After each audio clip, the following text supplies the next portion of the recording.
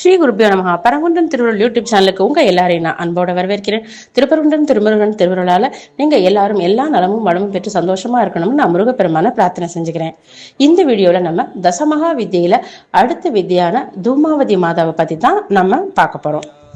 பக்த பிரியா, பக்த கதிர், பக்த சத்ரு விநாசினி, பைரவி, புவனா, பீமா, பாரதி, புவனாத்மிகா என்று ஸ்ரீ தூமாவதி தேவியினுடைய அஷ்டோத்திர சதநாமாவளி. ஸ்ரீ தூமாவதி தேவி பக்தர்களுக்கு மிகவும் பிரியமானவள், பக்தர்கள் கோரிய வரங்களை அளித்து அவர்களுக்கு கதியாக விளங்குபவள், பக்தர்களுக்கு யாரெல்லாம் எதிராக இருக்கிறார்களோ அவர்களை அழிப்பவள் என்றெல்லாம் போற்றுகிறது. சிருஷ்டிக்கும் இடைப்பட்ட வெறுமை அல்லது சூன்யத்தை குறிக்கும் உருவகமே தூமாவதி தேவி.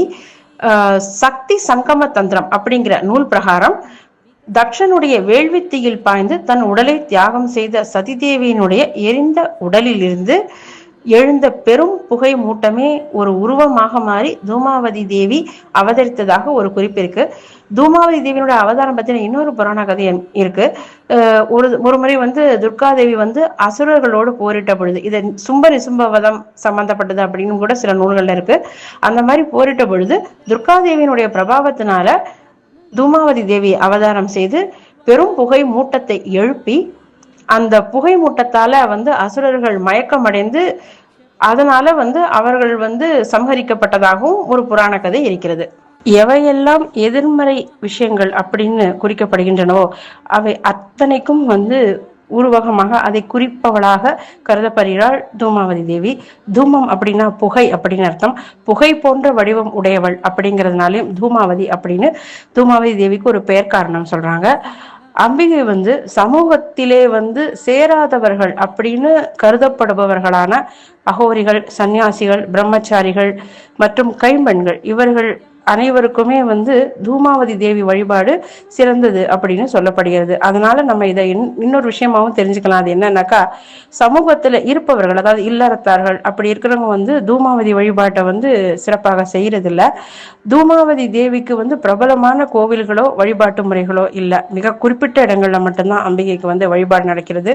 ஆனால் நான் முன்னாடியே சொன்ன மாதிரி இந்த சமூகத்திலே இணைந்திருப்பவர்கள் இல்லை அப்படின்னு கருதப்படுகிறவர்கள் தூமாவதி தேவியை வழிபடும் பொழுது தூமாவதி தேவி அவர்களுக்கு ஆச்சரியப்படத்தக்க வகையிலே ஆத்ம சக்தியையும் சத்ரு ஜெயத்தையும் அருளுகிறாள்.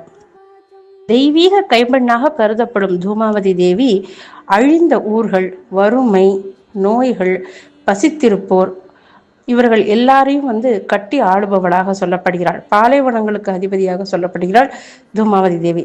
இப்ப தூமாவதியினுடைய திருவுருவ தோற்றத்தை பத்தி பார்க்கலாம். இந்த கொஞ்சம் அச்சமூட்டக்கூடிய தோற்றமுடையவள். அச்சமூட்டக்கூடியது எப்படி அப்படின்னாக்கா, அம்பிகை வெண்ணிற ஆடை அணிந்தவளாக, வயதானவளாக, பார்ப்பதற்கு அவ்வளவு சரியில்லாத ஒரு முகத்தோற்றத்தோடு கூடியவளாக இருக்கிறாள். கலைந்த கூந்தலும் அழுக்கடைந்த ஆடைகளும் அணிந்தவளாக இருக்கிறாள். ஒரு கையில் முரமும் இன்னொரு கையில் அபயமுத்திரையும் தாங்கியவளாக இருக்கிறாள்.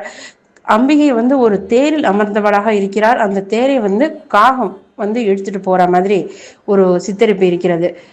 அம்பிகை பெரும்பாலும் மயானங்களிலே இந்த தேருடன் கூடியவளாக காணப்படுகிறாள். தூமாவதி தந்திரம் இந்த மாதிரி தூமாவதி தேவியை சித்தரிக்கும் பொழுது சாக்த பிரமோதம் அப்படிங்கிற நூல் தேவியினுடைய திருவாயிலிருந்து எலும்புகளை கடிக்கிற ஒலி சதா எழுந்து கொண்டிருப்பதாக குறிக்கிறது. பிரளய காலத்தில் சிவபெருமானை மறைந்த பிறகு கூட எஞ்சியிருப்பவள் தூமாவதி. பிரளயம் முடிந்த பிறகு இருக்கும் பெரும் புகை மூட்டமே தூமாவதி. காலத்தை கடந்து எஞ்சியிருப்பவள் தூமாவதி. அதனாலதான் தூமாவதியினுடைய வழிபாடு ரொம்பவும் அரிதாகவே காணப்படுகிறது. நவகிரகங்களில் கேது பகவானோடு சம்பந்தப்பட்டவள் தூமாவதி தேவி. ஒருவருக்கு ஜாதகத்துல கேது பகவான் பாதகமான இடங்கள்ல இருந்திருந்தானா அதனால விளையக்கூடிய தீமைகளை கட்டுப்படுத்தக்கூடியது தூமாவதி வழிபாடு அப்படின்னு சொல்றாங்க. அது போல மகாவிஷ்ணுனுடைய 10 அவதாரங்களும் தசமகா வித்தியரோடு சம்பந்தப்பட்டது அப்படின்னு ஒரு ஐதீகம் இருக்கிறது. அதன்படி தசமகா வித்தியர்ல தூமாவதி தேவி மகாவிஷ்ணுனுடைய மத்ஸ்ய அவதாரத்தோடு சம்பந்தப்பட்டவள் அப்படின்னு சில புராண நூல்கள்ல குறிப்புகள் இருக்கிறது. ஆனா இன்னும் சில நூல்கள்ல வாமன அவதாரத்தோடு சம்பந்தப்பட்டவள் தூமாவதி தேவி அப்படின்னு குறிப்புகள் இருக்கிறது. தூமாவதி தேவி கொடியவளாக சித்தரிக்கப்பட்டால் கூட இளகிய மனமுடையவள், பெண்களால சூழப்படுபவள், ஒரு மூதாட்டியாக சிறுவர்களுக்கு நல்லறிவை போதிக்கக்கூடிய குருவாக விளங்குபவள் அப்படின்னு எல்லாம் தூமாவதி தேவி போற்றப்படுகிறாள். மங்களமானவளாக கருதப்பட்ட போதிலும் மங்களங்களை பெறுவதற்கு தூமாவதி தேவியை வழிகாட்டுகிறாள். மெய்ஞானத்தை வேண்டுபவர்களுக்கு அதை அருளுபவள் தூமாவதி தேவியே. தூமாவதி தேவி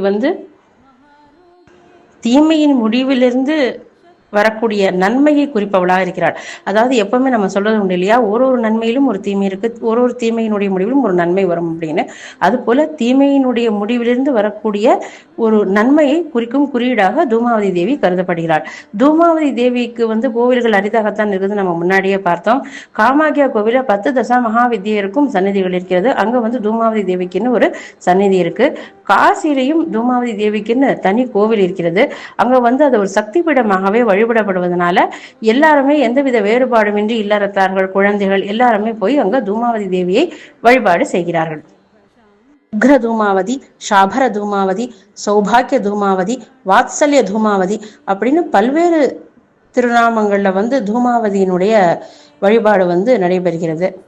தோடு கூடிய தேரிலே அமர்ந்திருப்பதால் தூமாவதி தேவியை வழிபடுபவர்களுக்கு பித்ரு தோஷத்திலிருந்து நிவர்த்தி கிடைக்கும் அப்படின்னும் சில புராண நூல்கள்ல குறிப்பிருக்கு. தூமாவதி தேவி 64 விதமான தரித்திரங்களை நீக்கக்கூடிய வல்லமை படைத்தவள். ஸ்ரீ மகாலட்சுமி தேவி அருளிய செல்வத்தை காப்பாற்றி கொடுக்கும் வல்லமை படைத்தவள் தூமாவதி தேவி. தூமாவதி தேவிக்கும் ஜேஷ்டா தேவிக்கும் சம்பந்தம் இருக்கு அப்படின்னு சில நூல்கள்ல சொல்லப்பட்டிருக்கிறது. ஜேஷ்டா தேவியே தூமாவதி தேவி அப்படின்னு சொல்றதும் இருக்கிறது. இந்த வீடியோல நம்ம தசமகா வித்யைகள்ல தூமாவதி தேவியை பத்தி பார்த்தோம். நம்ம இன்னொரு வீடியோல இன்னொரு தசமகா வித்யை பத்தி பார்க்கலாம். உங்களுக்கு இந்த வீடியோ பிடிச்சிருந்தா லைக் பண்ணுங்க, ஷேர் பண்ணுங்க, சப்ஸ்கிரைப் பண்ணுங்க. கூடவே அந்த பெல் ஐக்கானை கிளிக் பண்ண மறந்துடாதீங்க. இந்த வீடியோ பார்த்தவங்க எல்லாருக்கும் மனமார்ந்த நன்றி. மீண்டும் விரைவிலேயே உங்களை சந்திக்கிறேன். நன்றி, வணக்கம்.